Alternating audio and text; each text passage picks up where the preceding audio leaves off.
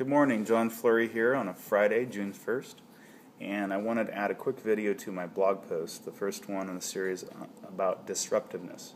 I was first going to talk about disruptive people like myself, although I'm not the most disruptive person I know, but I decided to change that. I opened up my Twitter account this morning and saw my friend Tiffany Schlane had shared out to the world her husband's TED Talk from Berkeley about how his dad's death at 45 changed his life. And also, the talk was titled, How Robots Can Make You a Better Person. So that was a really cool story, and from that I decided to switch up my post today and make it about disruptive events that changed you for good. And so I went out to Facebook and I asked on Facebook for people to share any stories that they might have, and I was actually blown away by the transparency that came out there. People are still commenting as I speak. In fact, one just commented on here again, and I really thank you for sharing those stories. And I'm seeing people connect on the comment stream there, which is really cool.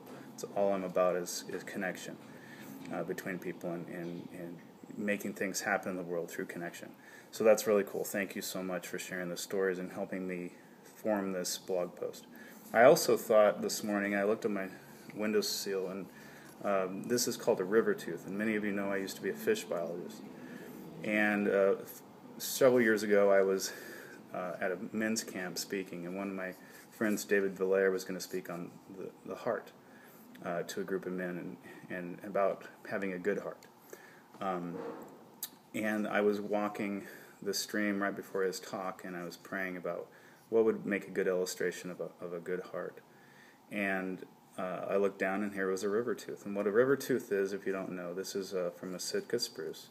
This part is the part of the tree when it was live that went into the heart of the tree, and this part went out to the limb. And so it's very dense with sap and very, very tight rings, and you can see the rings of wood there, and in fact they're very hard to count.